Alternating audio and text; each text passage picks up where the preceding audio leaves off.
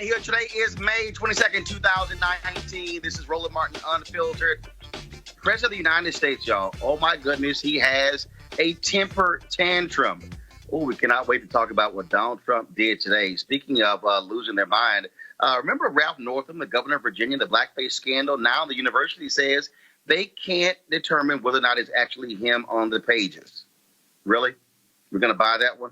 Yeah, we'll see. Also, we'll give you the latest update in the Eric Garner case. The New York police officers, you ought to hear what they got to say now when it comes to his death. Frankly, making up more stuff. Also, an actor on The Shop loses his job, basically his whole career because of sexual harassment. A whole lot we got to break down right here on Roland Martin Unfiltered. It's time to bring the funk. Let's go. He's got it. Whatever the miss, he's on it.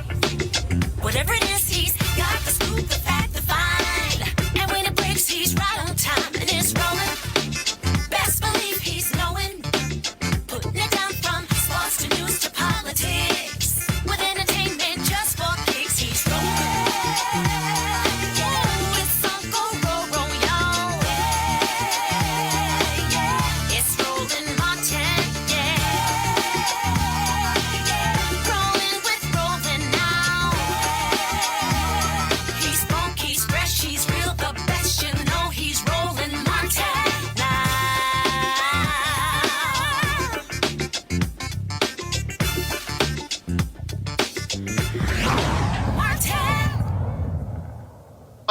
folks, Virginia Governor Ralph Northam continues to have major issues when it comes to the blackface scandal. Today, the university, of course, where he went to school, the law firm released this report that was pretty funny that detailed what happened. Eastern Virginia Medical School released this report saying they cannot conclusively determine that it was actually Ralph Northam on those photos, which is weird because he actually admitted to it, and then he came and said, well, he wasn't so sure. So what the hell are we supposed to believe? All right, so here's some of the video from that news conference today, which was actually kind of weird. Mr. President, quick question.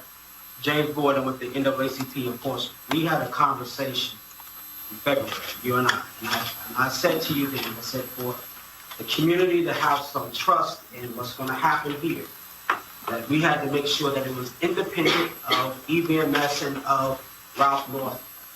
And this is not an issue about politics. This is an issue of a governor of a state in America being seen in a KKK group. And he came out and apologized. Now, after political pressure, we can argue whether or not he now wants to say whether it was a mistake or not. But he came out and he admitted to me and to several other people that was him in that photograph. And it sounds like McGuire Woods is the attorney for Ralph as opposed to investigators to try to get to the bottom of what happened. Going back to the independence, did EVMS pay McGuire Woods to do this investigation? The answer to your question, yes, we did. We did pay McGuire Woods. It was a independent review. I received the report yesterday at noon for the first time. They had full access to whomever they wanted to speak to, wherever their leads led them to, and develop their own independent conclusions. My focus for this investigation was more focused on the academic culture at the time so that we could ensure that we would not repeat the mistakes of the past administratively as part of EVMS. Notwithstanding that, McGuire Woods had full opportunity and authority to be able to investigate whatever they wanted to do, and they proceeded with the investigation of the photograph in more detail. And I have to refer back to them since they conducted that, and I have to assume that it was done in an objective and thorough fashion. Are we supposed to actually believe they could not determine who was in the photo? How they get on the page? Joining us right now is James Boyd, the Portsmouth NAACP. He was the one asking those questions. James, it's still sort of weird. It cannot ascertain who was actually on the photo. How does it get on the page? Come on. It was Ralph Northam. Exactly, Roland. Let me first say this: it's an honor to be on your show and all the work that you've done in civil rights over the years. I'm honored to be a part of the show. Let me say what happened today was a PR campaign orchestrated by Ralph Northam, EVMS, and McGuire Woods to try to reconstruct Ralph Northam's image so that he can justify remaining being governor of Virginia. That's what happened here today. This was not an investigation. This was an orchestrated hit by those who wield power in Virginia to try to save Ralph Northam from his image problem. That's exactly what happened here today. And again, he admitted to the nation, Roland, that he was in those photos. He admitted it. He came out. He called, as I said earlier today, he called civil rights leaders around the state and said that that was him and that he had an issue with judgment. But now all of a sudden he wants to come out and say it wasn't him. And McGuire Woods, in essence, tried to pardon him so that he can continue to serve as governor. Every Virginian, every person around this country that's concerned about civil rights and equality and racial sensitivity should be appalled by that press conference today. And that's actually, I think, what jumps out. On one hand, he says, it was me. And now, oh, it wasn't me. And we really don't know how it got on the page. And then we also know that the last couple of presidents of the school were donors to his campaign. Exactly. And then not only that, we know, and we said this in a statement, the Portsmouth NAACP, that we were concerned about McGuire Woods doing the investigation anyway. Robert Cullen, who was the investigator for the case, has ties to Senator Allen, who had the Macaca statement. And we made that clear to EVMS. And also, McGuire Woods is the attorney for Dominion Energy that has direct connection with Ralph Northam. And we cannot separate the connection that EVMS has, because here's the issue, Roland. Ralph Northam's downfall is EVMS's downfall. They know that, and so they tried to orchestrate this thing to try to save him and to try to save EVMS. That's what happened here today in that press conference.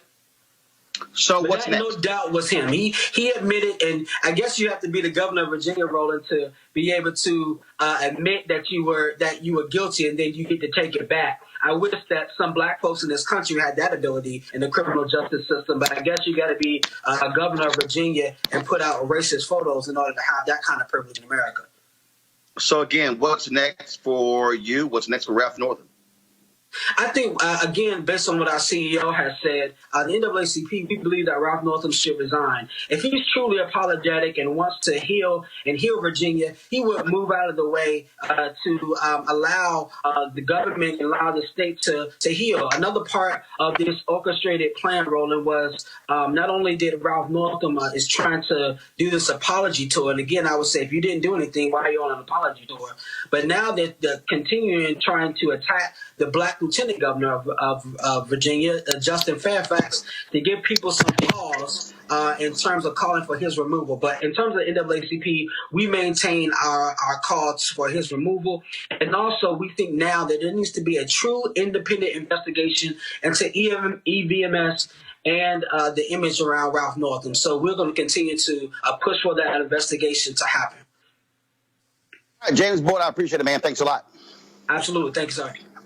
All right, I want to bring in my panel. A. Scott Bolden, of course. He is the former chair, National Bar Association Political Action Committee. Michael Brown, former vice chair, DNC Finance Committee. Dr. Niambe Carter, Howard University, Department of Political Science. All right, I'm going to start with you, Niambe. Mm-hmm.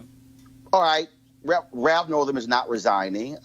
He did admit it was him. Now he says it's not him. What does this do for him? Frankly, I think what it does is it keeps showing that Virginia being a laughingstock.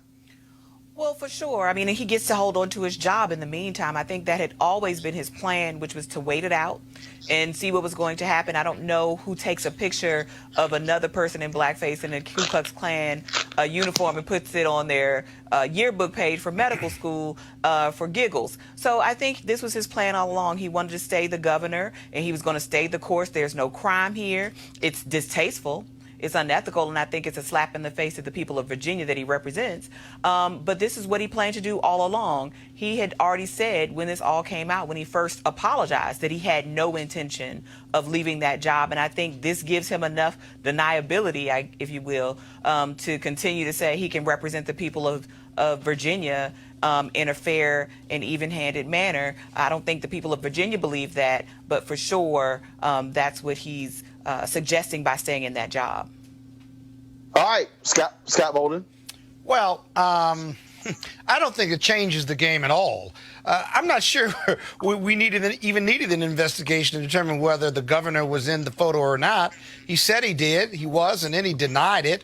And then he said, but I have worn blackface before, and I've done all these other things. And so I'm not sure that should be the subject of an investigation.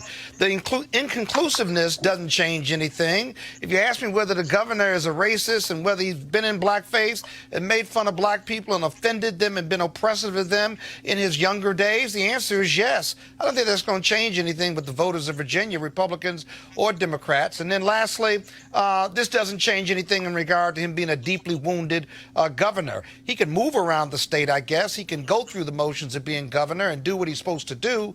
But the reality is he's deeply wounded politically. You only have one term in Virginia, and then you move on. So it's not like this is a re-election issue. And so I think he's part of the walking, wounded, politically dead. And we just need to get him out of office either by term, if you will. And it does say that he will finish the term. Mike Brown. Roland, not much to add. I think I have to co-sign with what the doctor said, what Scott said. He should have been gone a long time ago. Clearly, the needle has not moved. It's not going to move.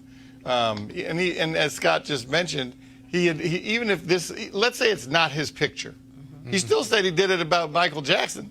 So, Right. I mean, I don't even know where we go, what the whole point of this was. He should resign and move on. Well, Michael, I think what they were really trying to do was say that the medical school, they didn't want this to go on at the medical school, and how could this go on at the medical school in the 80s? And so that's where they tried to focus their attention. They actually interviewed a lot of people, but none of them could say conclusively. The only one that said conclusively it was him was the governor, and then he backed away. So we got our answer. We just, his supporters just don't like that answer. Exactly. All right, folks, let's talk about Eric Garner case. The trial, the hearing of the officer who killed Eric Garner, Daniel Pantaleo, continues, and testimony has been quite interesting. His partner, police officer Justin DeBico, admitted to falsifying the police report to exaggerate Garner's crime. Now, Garner would have had to have had 10,000 cigarettes for it to be accurate.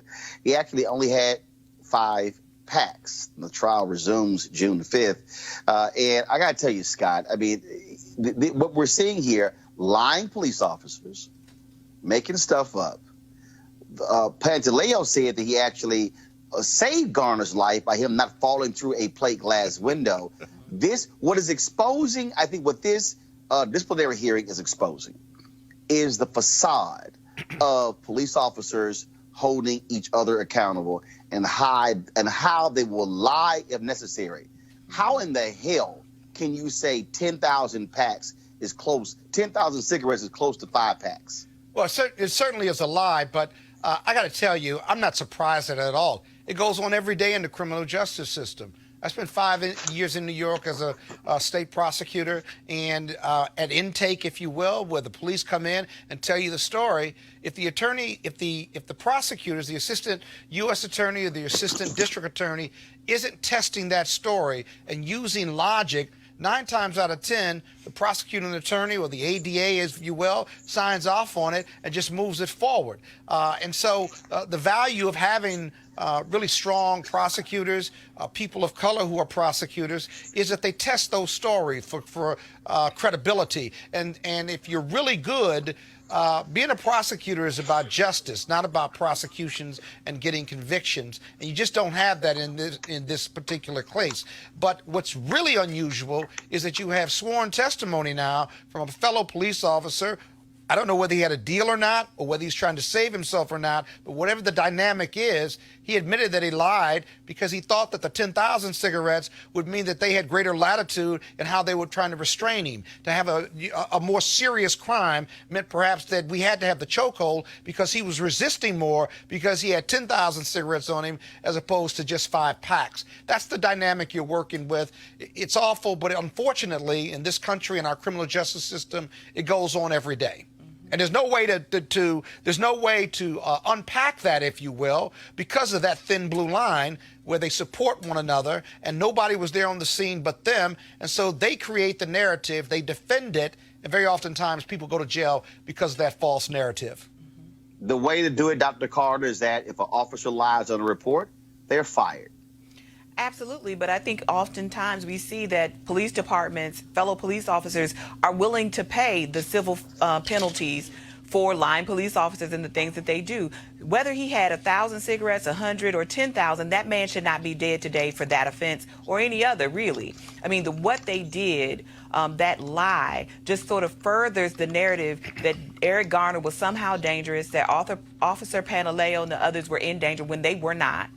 And it allows them to continue to harass the citizens of New York, right? Harass the passerbys and others who took video of this illegal search and then this now illegal use of chokehold that led to this man's death. I mean, I think for me, we all agree that this does not help anyone. These kinds of crimes that police officers commit erode public trust, erode public faith, and they are hurtful and detrimental to those who get caught up in the legal system as a result of these lying actions, or who are dead because of their actions. Right. But the fact of the matter is, there is sort of no political will in these departments to really take on this poor culture. I mean, all the shows that we get, the officers who get arrested from time to time, even this trial, I mean, I think it's all political theater, and it's really not going to amount to anything unless we're talking about the things you're talking about, Roland, which are real reforms in the police system, in the way we do policing, in the ways that we don't reward officers who actually do harm the public.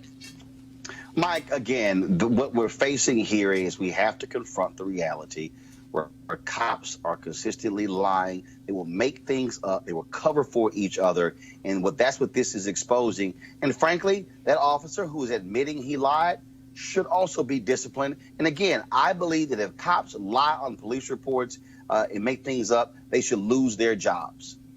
And keep in mind, I think supposedly Mr. Gardner knew one of the officers. So you can't even use, I had a relationship with him, everything should have been fine.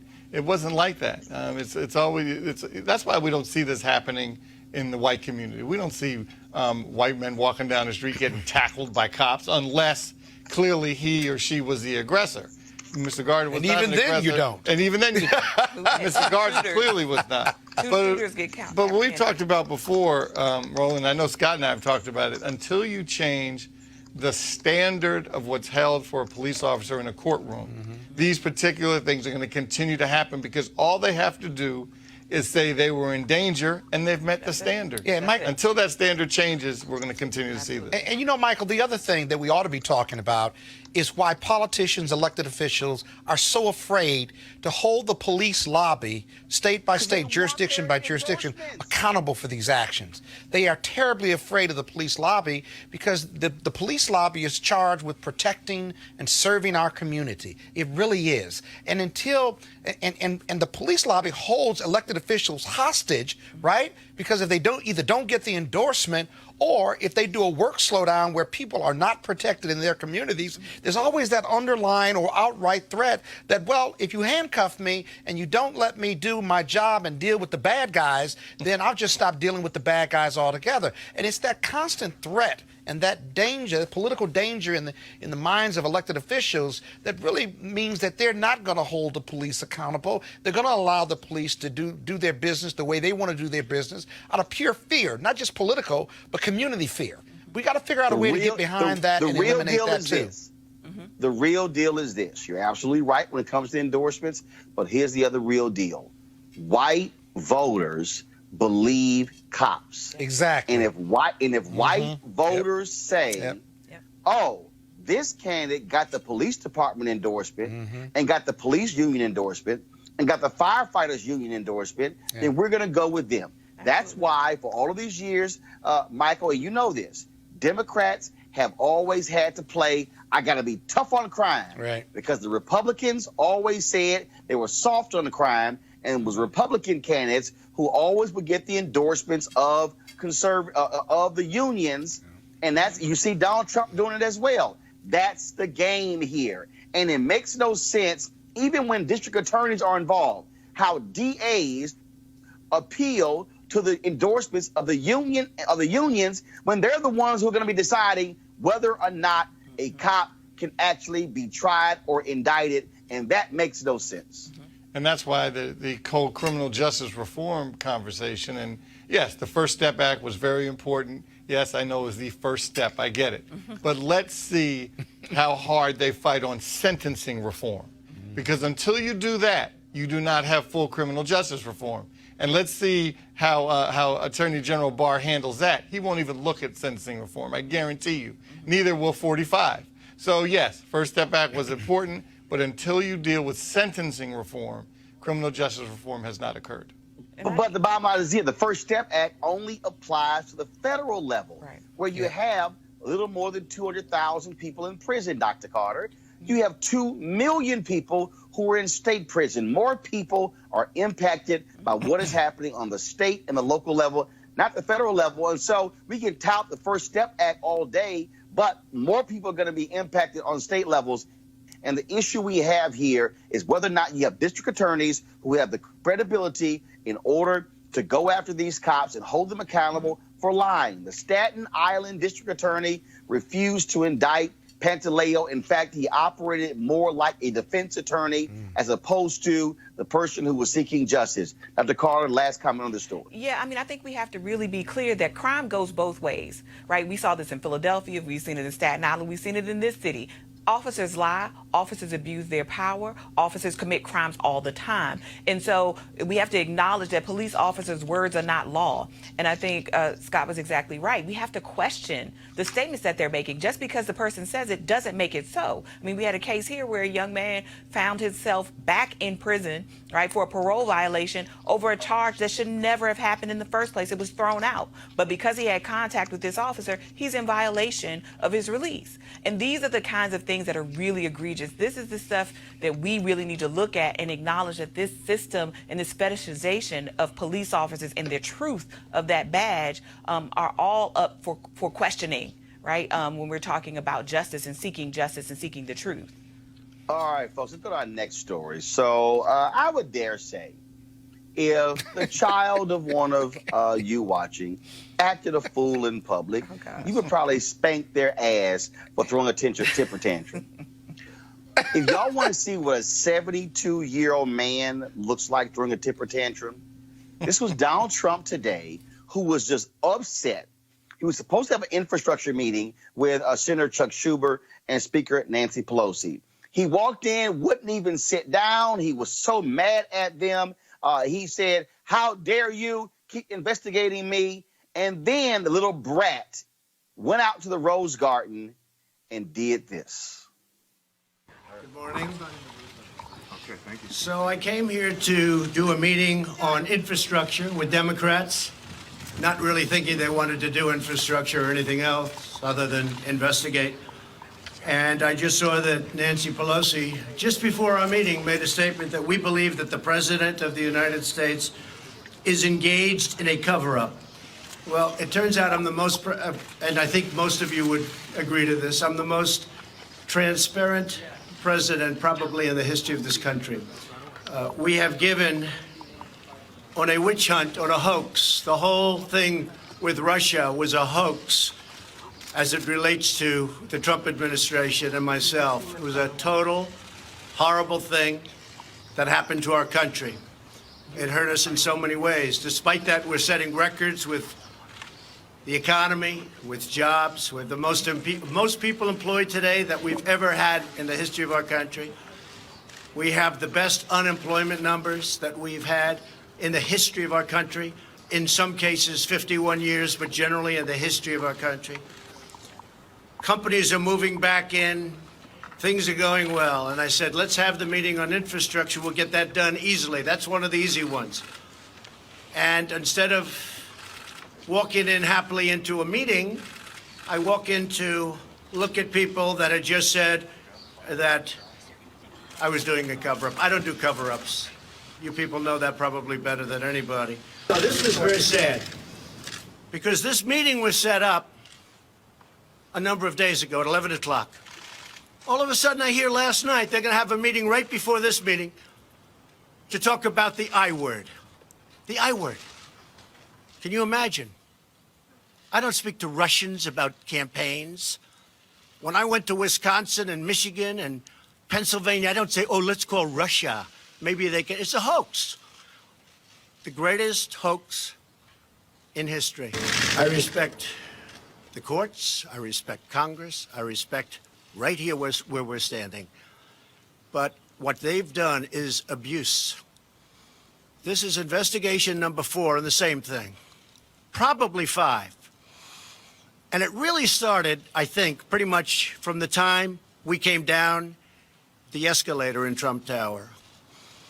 So I say to you that we're going to get everything done. We're doing a lot without them. Let them play their games. We're going to go down one track at a time. Let them finish up, and we'll be all set. How dare they investigate me? This number 4. Okay, this is not fair. This is not fair. I'm the most transparent president ever. Lying. Absolute liar. I mean, How many Benghazi hearings did we have during the Obama administration? Right. How many did we have? But literally, Several. Michael, he's standing there whining like a child. Oh my God, you're investigating me. This is not fair. This is not right. And so, and guess what? If you don't investigate me, we're not going to. You got to pick one thing. Either investigate me or we going to work together. Either one. And how dare you talk about me before you come to the meeting? When this is a man who trashes people on Twitter all day. Trashes his own people. Oh, I'm transparent. Oh, then I love this here. I respect Congress. But you're ignoring the subpoenas. Mnuchin is supposed to turn over your tax returns. You told him, don't do it. This man is the biggest lying sack of you-know-what to sit in the Oval Office. Yeah, it's unfortunate because he also campaigned on telling us how strong he was and how he's a deal maker. Speaker Pelosi has just been running game on him. She's punking him almost every day. She punked him today. And she's going to continue to do that because he can't take it. When you have thin skin, you can throw it all, you can be the big bully all you want to, but when somebody hits back, because that's what they always say, that he's a counterpuncher. But when he starts talking about people and people punch back at him, that's what he can't take. Right. That's pretty obvious too, Roland. You know, these are mutually exclusive issues, and I think Michael's right. She punked him today, right before 11 o'clock. She said he's engaged in a cover-up. Well, they're ignoring subpoenas. They won't turn over the tax returns. They're telling their people not to show up. They have to go to court to get the court to order his tax records turned over by his tax preparers. They've lost that. They'll probably appeal that. But he's being transparent in his view of the world, and it just simply doesn't make any sense. So now, what does infrastructure meeting and going through with it and having a substantive discussion on it, if you are a sophisticated individual, versus what they said before at 10:30 on a completely different topic? You may not have liked it, but you know what? You could get a great deal in infrastructure, maybe in working with the Dems, which would be great for this country. We need infrastructure improvement and reformation in an amazing way. You could have done that meeting and then said whatever you wanted to say about the whole cover-up piece. But newsflash, stop acting like you're covering up. Stop acting like you're guilty, and you could move the country forward. Oh, but you know what? I'm sorry. It's about Donald Trump. It's not about the country. I keep getting that wrong. It is really about Donald Trump with Donald Trump and not about this country. But when you run the country like it's your own personal reality TV program, this is what you're going to get. Exactly. I mean, the fact of the matter is people are going to say things about you all the time. I mean, that's what happens when you're in the top seat. And you can't be bothered by everything that's said. And really, investigation is a huge part of what Congress is supposed to be doing as its job. It's their job. Has oversight functions. He doesn't have to like it, but he should respect it. But we're talking about Donald Trump. The man doesn't understand governance. He doesn't want to govern. And look, there's nothing that looks like the truth anywhere around this man's heart. He has a very dim view of facts. He's demonstrated over and over again. He likes to lie. If he can't lie, he'll try to cajole. If he can't cajole, he'll bully. So there's nothing that he won't do to push a story that there's nothing to see here. But I agree with Scott. I mean, there's clearly something to see because he doesn't want us to see anything. Not business relationships. No, right. I mean, how many times did he have to amend his forms talking about his conflict of interest, right? Because he doesn't want us to actually know anything about him, not his finances, not much money he's lost, how many bankruptcies he's had. He doesn't want us to know any of that. But here's the deal. Every president, there have been investigations. Absolutely. Reagan, George H.W. Bush, George Bush, Bill Clinton, you go down the line, there are investigations. They still dealt with Congress. No, this guy is such a child, such a petulant child, is I'm taking my ball and go home. So you're not investigating me, so that's not right. So I don't like this. This is unfair. This is just unfair. You shouldn't be doing this. And I'm like, he is a 72-year-old big-ass baby. This is the most whiny. He is the whiner in chief. But this is what happens when you think you're the king and not the president. Right? And I don't think he understands the distinction between the two. Or democracy. Absolutely not. That he's not a dictator. He's a dictator. He's a wannabe dictator in a democracy. But bro, here's the other thing, right? If he's so innocent, if he's so put upon, then why does he keep driving the narrative that he is covering something up? You know, innocent people just cooperate. Mute you, go on in there and talk to them, right? Turn over my records, show them everything. We done nothing wrong. I haven't had any knowledge of us doing anything wrong, and just cooperate. You could cut an investigation in half, 3/4. You could get all of this behind you quicker if you just cooperated. The only reason you don't cooperate is because you have something to hide. You know you've done something wrong, or things haven't been done accurately, that there may be some criminal exposure or some civil exposure to you, because otherwise, inherent in cooperating is, have I done something wrong or not? But if I have, let's get it out there. Politicians, true politicians, good ones, get it out there and get out front. And he doesn't. He hunkers down. Oh my God, I got to deal with this. If y'all thought Trump was one big ass baby Huey, what can we call Uncle Ben Carson? Oreo. Y'all, they had a hearing yesterday. Uncle Ben. Oh my word. Let's first start with Massachusetts Congresswoman Ayanna Pressley. She got up. Thank you, Madam Chair. Secretary Carson and I have waited a long time for this moment. But the residents of my district, the 7th Congressional in Massachusetts, have been waiting far longer for your agency to do its job. Colleagues across the aisle earlier were critical of the passion and even the outrage that we've expressed on this side of the aisle. I make no apologies for that. This matter is very, very personal. Let me be clear, housing is a fundamental human right, and the displacement of families should be regarded as the public health crisis that it is. Mr. Secretary, your pioneering work in pediatric neurology is historic, and it is something to be commended. And so it pains me that your gifted hands and mind are doing the bidding and carrying the water of what I believe to be one of the most morally bankrupt presidents in our nation's history, increasing rents, evicting families. You mentioned that the operating room was a safe haven away from all the troubles of the world. Safe haven. That's exactly what a home should be, and what every single person, and in particular our children, deserve. Today you are not here as a doctor or even as our Surgeon General, which I think might be better suited for your talents, but as the official tasked with leading the agency overseeing our nation's crumbling housing stock. And for that, I do believe you are unqualified. You said this was not a political matter, but it does seem that political views are being played out in the policies that are being rolled out every single day.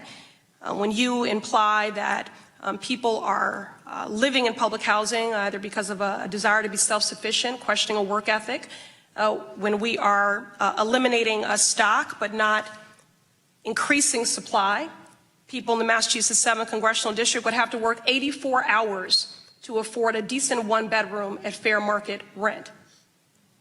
Doris Bunty, who's a former Massachusetts state representative in my district and was the first African-American woman to hold the position of head of BHA, the first public housing tenant to lead a public housing agency in a major city. She said being poor is not a character flaw. I agree. But again, given your medical background, perhaps you could weigh in on the health consequences of failing to invest in safe housing. Mr. Secretary, since I am short on time here, yes or no, is stable and safe housing a social determinant of health? Sounds like you have not been here and heard most of my testimony. Please just answer the question, reclaiming my time. Yes or no, is stable and safe housing a social determinant of health? There is no question that housing is an important part of health. Yes or no? No question that it's a part of health. It is well documented that health problems such as lead poisoning, asthma, and injuries from trips and falls, especially amongst our senior population, can be linked to substandard housing conditions. Combined, these conditions result in billions a year in healthcare costs. Many of those most at risk of developing these conditions reside in public and federally assisted housing. Yes or no?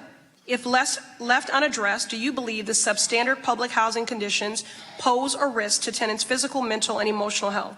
If left unaddressed. Yes or no? Can you ask me some questions yourself? You don't get to dictate what my line of questioning is, reclaiming my time. You're a very smart man, so you understand the question. Please answer it. Yes or no, if left unaddressed, which I believe they are unaddressed because this budget does not reflect the need, do you believe the substandard public housing conditions pose a risk to tenants' physical, mental, and emotional health? You already know the answer to that. Yes or no?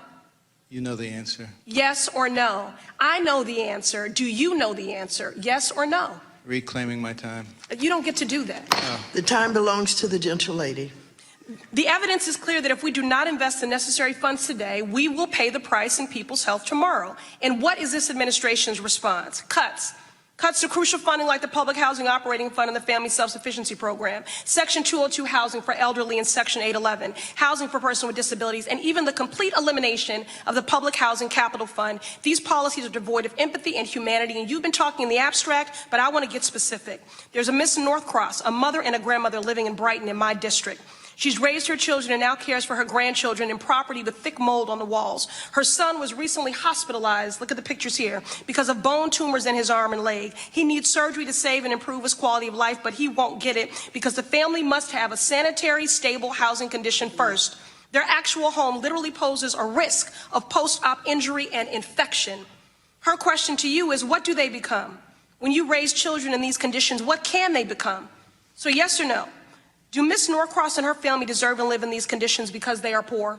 If you've listened to any... Yes or no, do they deserve to live in these conditions because they are poor? You know very well... Would you let your grandmother live in public housing? You know very well... Would you let your grandmother live in public housing, yes or no? You know very well... Under your watch and at your helm, would you allow your grandmother to live in public housing under these conditions? It would be very nice if you would stop... You stated that the gentleman from Florida, Mr. Lawson, is recognized for 5 minutes.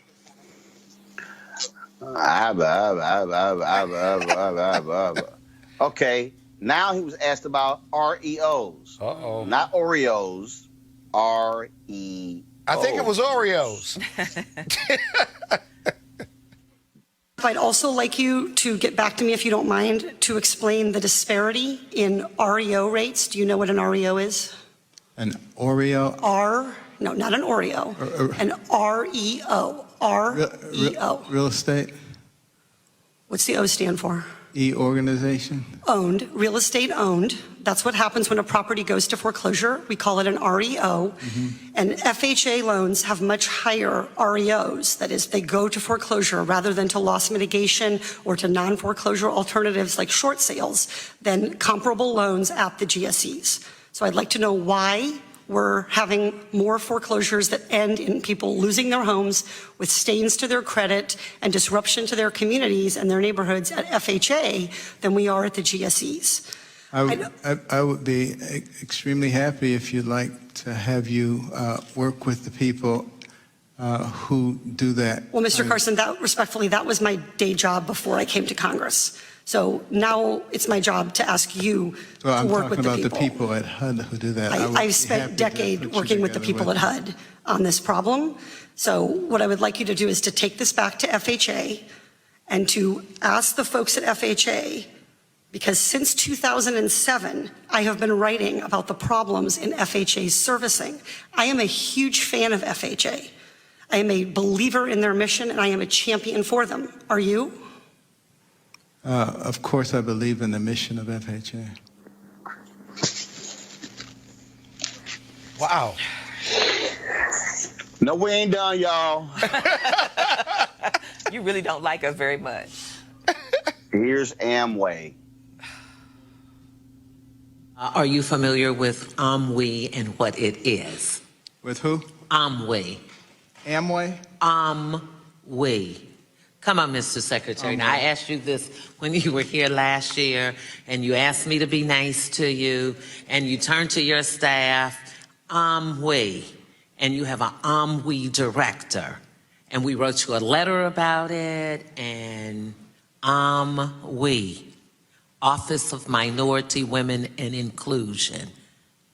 Do you have an Amway director? Do you work with an Amway director? Well, of course we have an office of... Amway, not Amway. Amway. We have.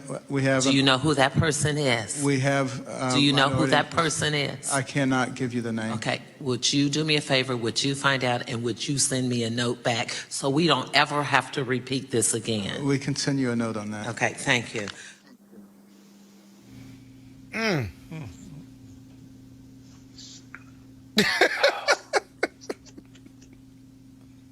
Come Come on, Roland. If y'all need any further example of how you can be an extremely smart person in one line of work and be utterly clueless and grossly ineffective in another line of work, we just showed you 3 examples, Dr. Carter. Yes, and honestly, I think he should be ashamed. He doesn't even know his own agency. But it's been clear from the beginning that he was ill-equipped. He should have been Surgeon General, as Ayanna Presley says. I mean, the representative was absolutely right.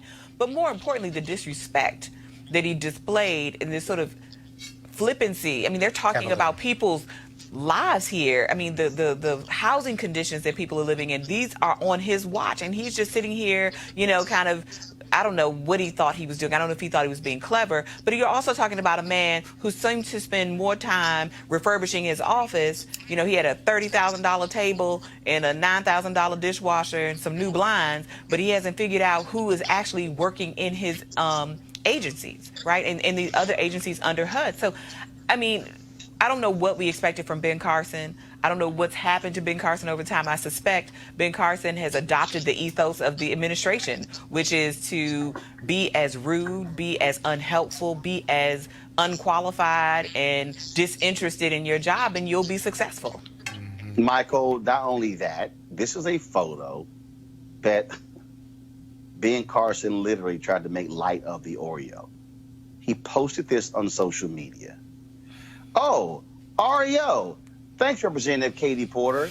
Enjoying a few hearing snacks. Sending some your way.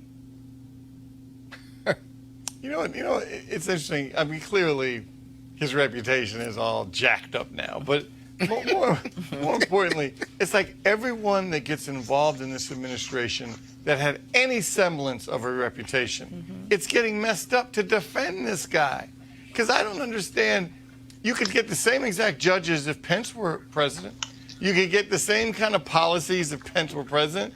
Why do you want him in office unless you think like he thinks about people of color, about women, about the disabled? So I don't want to hear the religious right talking about, oh, it's because of the judges. Please, Pence would put in the exact same judges as this guy unless you think like he thinks. Yeah, but you know, Michael and Roland, he sounded like something was wrong with him.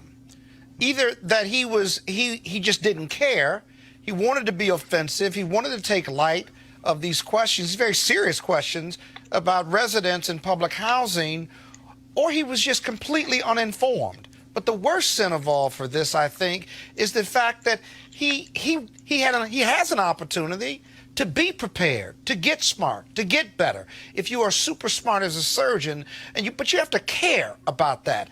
And he was as laissez-faire, he was as cavalier about this, like this really didn't matter, especially in talking to the women who were elected officials in Congress.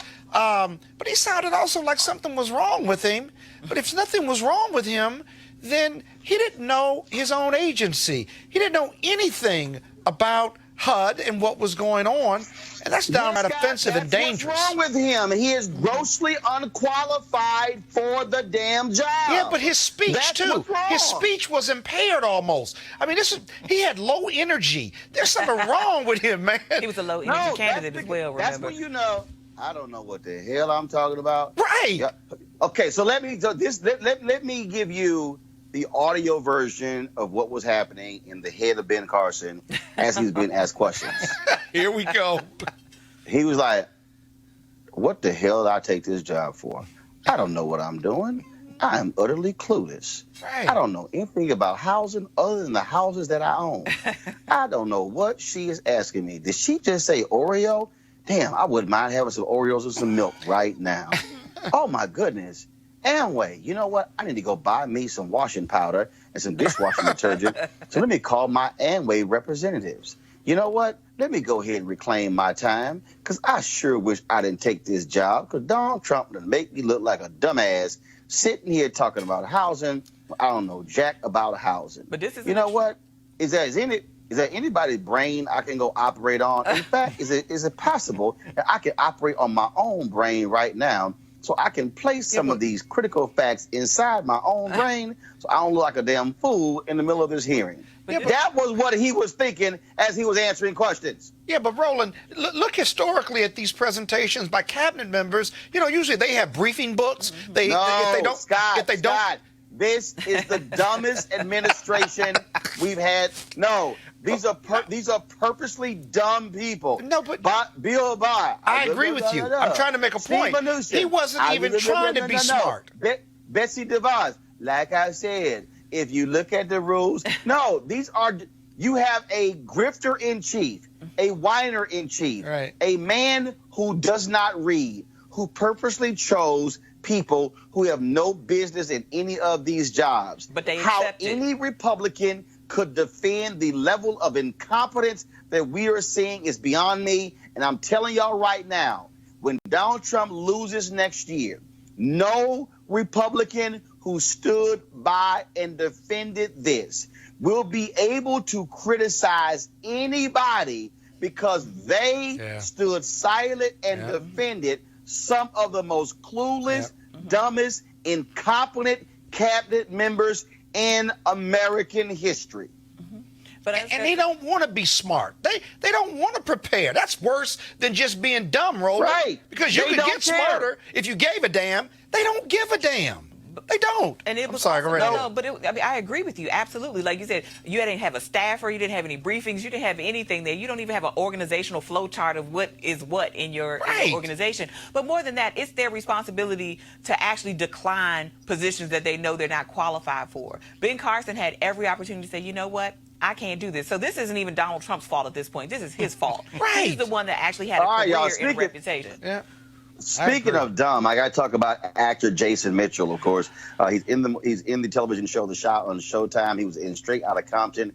He played the Easy E character. Man, talk about nuts! It's been reported that 3 of his co-stars have complained about his behavior, but none of the people involved are commenting. Y'all, let me tell you how bad this is. He's gotten dropped from The Shot. He's gotten dropped from a Netflix film, Desperados. He was fired by his management company and fired by his agent. Now, in this age of sexual harassment, I don't know what he's been reading about Me Too, but look, this is a brother who was on the rise. I mean, doing well. All that's good. When your agent, your management company, fire you, when you lose The Shot and you lose the movie, everything that he had now gone because of his behavior on set. I don't know when these fools. First of all, he black.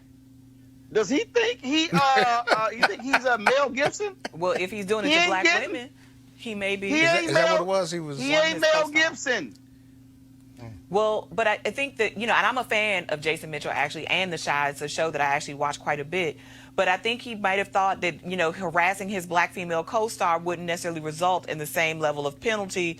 But apparently this must have gotten out of hand. And I think, at least initially, before all of these allegations came to light, that they had released her to pursue his co-star on The Chi, to pursue other opportunities, and were going to retain him. So even in that moment, he didn't necessarily face a consequence. I assume it was a cascading effect, and there were multiple allegations across from The Chi to the Netflix project that he's also associated with, and it just became untenable. Now, it's still been very light on the details about what happened, but they just said harassment to the point that his female co-star felt unsafe in shooting sex scenes with him and wanted her fiance on set, which is pretty egregious when you think about filming a sex scene on a show where there are lighting people and sound people and camera people and directors.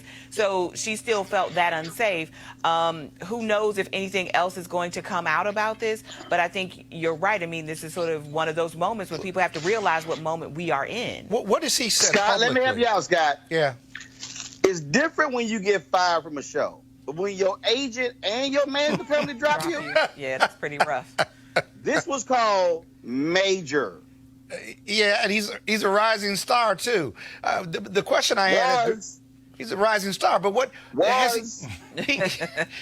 has he said publicly about any of this? Nothing. Do you might know? Nothing. Okay. Nothing. Well, obviously, this may be the best thing that ever happened to him, though, and maybe he can come back. But that's a lot of losing in 1 week. Okay, Scott. Yeah. It ain't the best thing to happen when you use the TV show, you lose the TV show, you lose the movie, your agent, and your management company.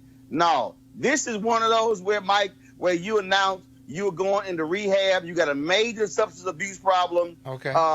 And maybe you got CTE, you lost your damn mind. But look, we're in a world now. I'm telling you, all these dudes out here, you can't be acting a fool on the jobs and think you're gonna keep as business as usual. That jig is up. And all you have to do is watch the news, and you see that every day. So I don't know why you would think, except that, obviously, whether you're an athlete, a star, a politician, whatever, and you think you're above the law, you're above penalty, people aren't going to tattletale, people aren't going to say anything. Mm-hmm. In this new day and age, in the Me Too movement, it's just not true. Yep. And you have to respect women, respect people, respect their space, and if you don't do that, there can be consequences. And act like it. Mm-hmm. Yep. All right, folks. I got to do the story here. Another black woman has gone missing, folks. Camila Russell is the mother of two. Was last seen on May 15th. Folks, she has black and purple braids and was wearing gray leggings, a striped shirt, and sneakers. She was driving a black Audi with tag numbers HBWJB0. A black Audi. HBWJB0. If you have any information, please call the Miami Gardens Police Department. The number is 305-474-474.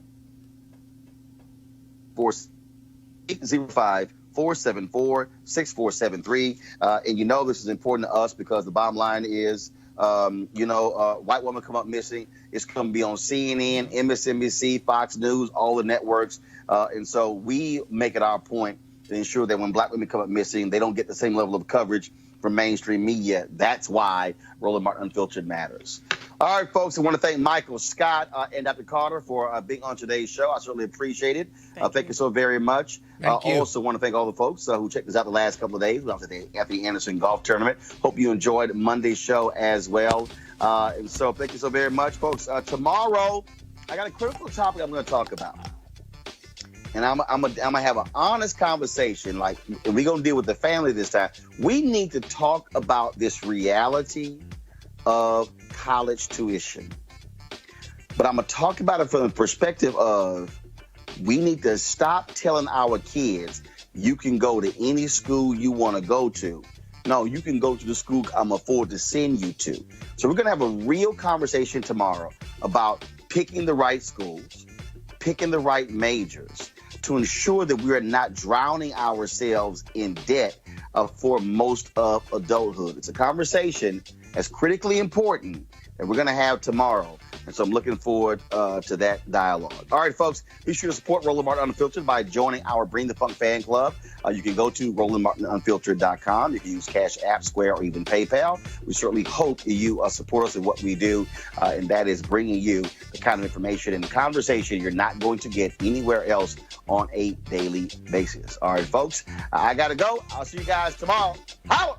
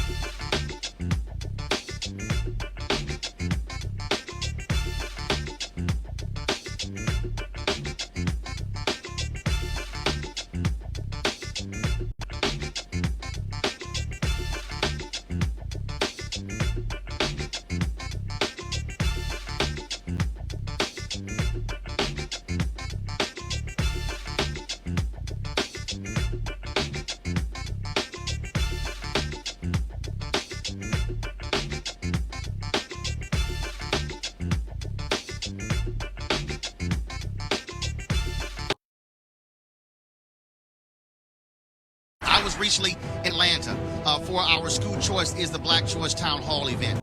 There was an elementary school in Atlanta, folks. This is a black elementary school. 5% of the school's students were reading on grade level. I'm going to repeat that. In Atlanta, 5% of the children were reading on grade level. So you then have to ask the question, what's going to happen when they're in middle school? What's going to happen when they are in high school? Will they ever be able to catch up? Will they be consigned for the entire life of being behind?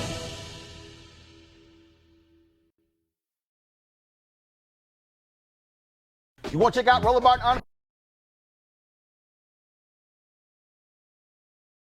You want to support Roland Martin Unfiltered? Be sure to join our Bring the Funk fan club. Every dollar that you give to us supports our daily digital show. There's only one daily digital show out here that keeps it black and keep it real. As Roland Martin Unfiltered. Support the Roland Martin Unfiltered daily digital show by going to RolandMartinUnfiltered.com. Our goal is to get 20,000 of our fans contributing $50 each for the whole year. You can make this possible. RolandMartinUnfiltered.com.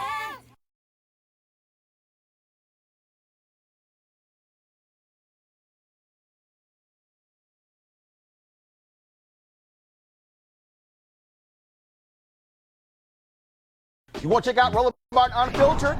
YouTube.com/Roland S. Martin. And subscribe to our YouTube channel. There's only one daily digital show out here that keeps it black and keep it real. It's Roland Martin Unfiltered. See that name right there? Roland Martin Unfiltered. Like, share, and subscribe to our YouTube channel. That's YouTube.com/Roland S.